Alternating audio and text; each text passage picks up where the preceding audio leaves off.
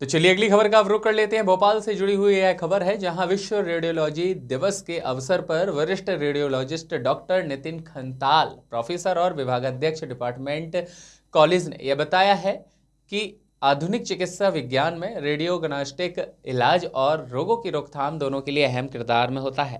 उन्होंने बताया कि आज की जीवन शैली में एक्सरे और सीटी स्कैन, एमआरआई और अल्ट्रासाउंड जैसी जो तकनीकी उपकरण हैं, उनके मदद से डॉक्टर न केवल रोगों का सटीक निदान कर पा रहे हैं, बल्कि मरीजों को भी सही उपचार की दिशा में आगे बढ़ाने का काम कर रहे हैं। डॉक्टर नितिन खंताल ने अपील की है कि लोग नियमित अपनी जांच कराते रहें। समय समय पर रेडियोलॉजिकल जांचों से भी आपकी सेहत को ध्यान में रखा जा सकता है। भोपाल से संवाददाता एमजी सरवर की खास रिपोर्ट।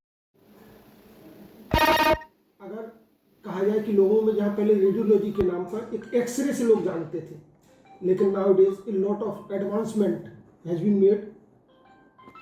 अच्छी बात यह है कि जो हॉस्पिटल्स है उन्होंने एवरी स्टेट ऑफ सोसाइटी के लिए उसको एफोर्डेबल बनाया है। One of the finest institutions not only in Madhya Pradesh, in central India, Chirayu medical college and now Chirayu university.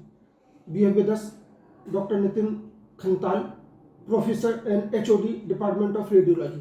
Doctor साहब, 8 नवंबर वर्ल्ड रेडियोलॉजी डे क्या है?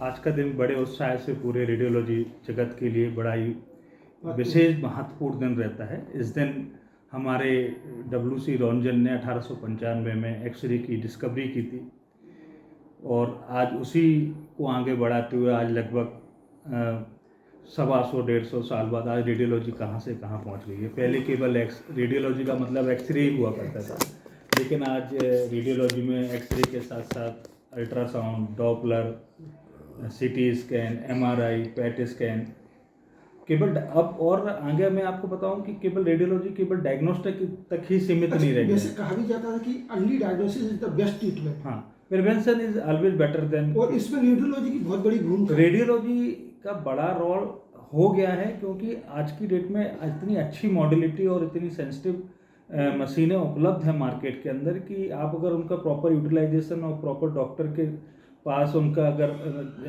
जाया जाए, उनसे समझा जाए, तो डिसीजन को बहुत अर्ली स्टेज में पकड़ के उनका प्रॉपर मैनेजमेंट और ट्रीटमेंट किया जा सकता है। जहाँ तक आपने ट्रीटमेंट की बात कही है ना, रेडियोलॉजी जैसे आपने कहा कि डायग्नोसिस लेवल से आगे जाकर नहीं, आज प्रिवेंटिव और इंटरवेंशनल रेडियोलॉजिस्ट के जरिए ट्रीटमेंट भी हो रहा, वो क्या है?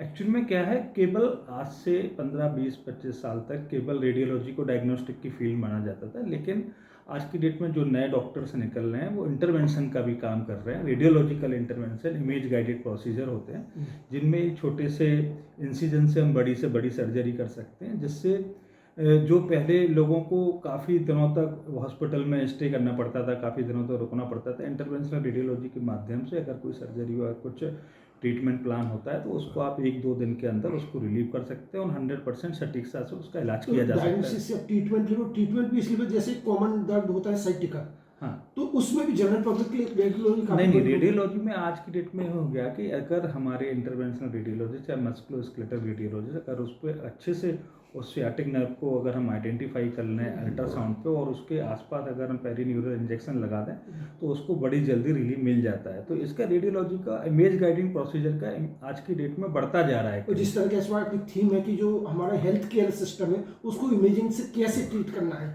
सपोर्ट कर सकता है। इमेज गाइडेंट कोई भी चीज़ होती है तो वो बहुत प्रिसाइज रहती है। प्रिसाइज रहने से ना उसमें बहुत कम जोखिम रहता है और पेशेंट को बहुत जल्दी रिकवरी मिलती है। जो डॉक्टर का मोटो भी बनता है कि जल्दी अर्ली रिकवरी। पेशेंट आज की डेट में कोई भी डॉक्टर, कोई भी पेशेंट बड़ी सर्जरी नहीं चाहता है।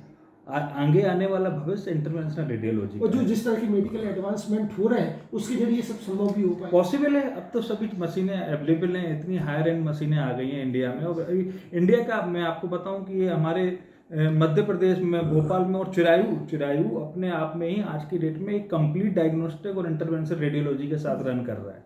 जिस तरह से चिरायू ने अपने आप को सेंटर ऑफ एक्सीलेंस स्टेब्लिश किया, पर्टिकुलरली जैसा आप कह रहे हैं, हमारे पास अभी रेडियोलॉजी में सभी प्रकार की मशीनें हैं, एक्सरे से लेके ultrasound, higher and ultrasound, Doppler, CT scan, CT, MRI के साथ साथ हमारे पास पैट स्कैन है। पैट स्कैन के बाद हमारे इंटरवेंशनल जो प्रोसीजर होते हैं वो DSA के थ्रू होते हैं।